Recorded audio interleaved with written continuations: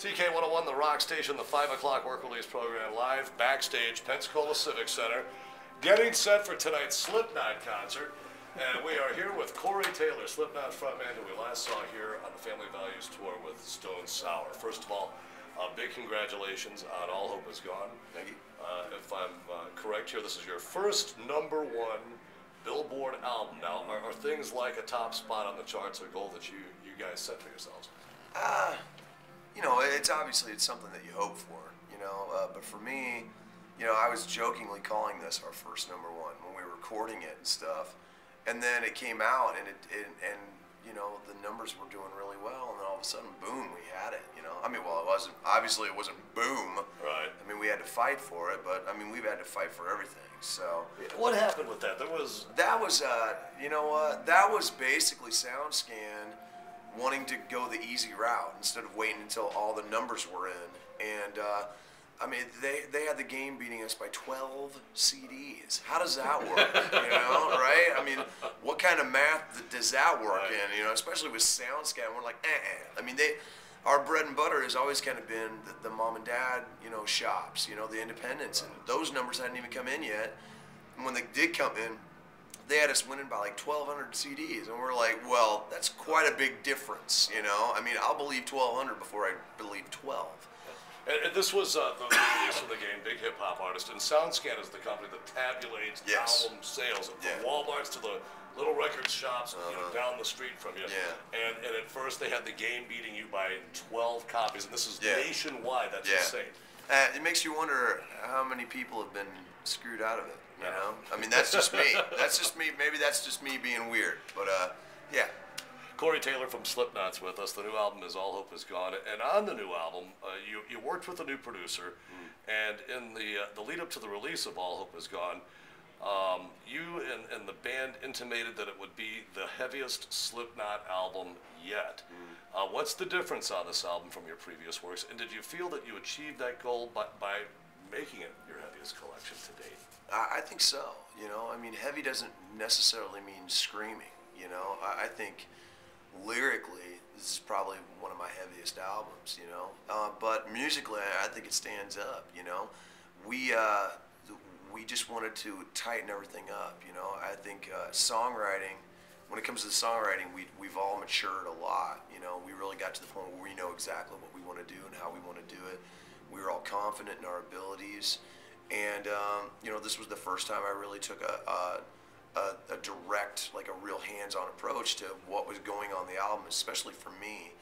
And, you know, spent a lot of time with Dave, you know, putting the vocals together and whatnot.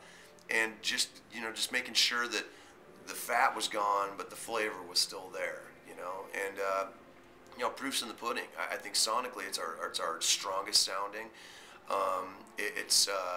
It's got some of the heaviest stuff we've ever released on it. I'm really proud of it. Slipknot in concert at the Pensacola Civic Center here in less than a couple of hours now. Tonight we're with Corey Taylor. This is the first headlining tour behind All Hope Is Gone. You were out Disturbed on the Rockstar Energy tour last year. Some people that we know actually made the drive up to Atlanta to see that show last year.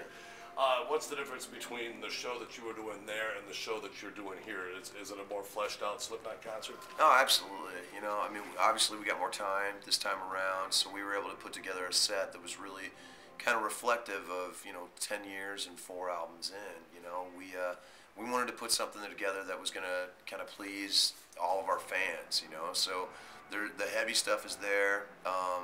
The melodic stuff is there, you know, like it's probably the most we've ever had our singles in a set, to be honest. And you know, everybody's really digging it. Everybody's really enjoying it. And that makes me kind of like really happy, you know. And it's the first time that we've ever kind of had something to celebrate. Like, you know, I mean, this year's the 10th anniversary of the first album. So there's a lot of stuff from the first album in there, and it's just a really good set. It's probably my favorite set that we've ever put together. Corey Taylor from Slipknots with us here on the TK101 Work Release program. Let's talk a little bit about the band's history, because you must be a little bit tired of hearing that your other band, Stone Sour, is a side project. Would I be correct in saying that Stone Sour came first, and that Slipknot is kind of a marriage of bands from your hometown in Des Moines, Iowa. Yeah, yeah, absolutely. Stone Sour was started in '92, and Slipknot started roughly '95. We'd actually done shows together, and then I joined in '97, and it was really the thing that attracted me was everything, really. I mean, it was the like-mindedness, you know. For the most part, it was the gathering of people who wanted to work to achieve everything that we had always wanted, you know. The marriage of music and creativity, and I mean just everything. They were just so ahead of the game on everything, and that to me was really what drew me in. You know, I mean, I was a fan. You know, I was a fan before I was even in the band, and for me, it was probably one of the best opportunities I'd ever had.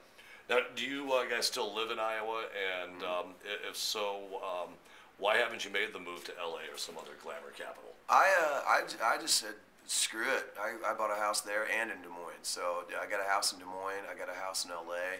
I go out to LA to work, but you know I live in Iowa. You know it's just I'm from Des Moines. You know, all my kids live there. All my family lives there. All my friends still live there.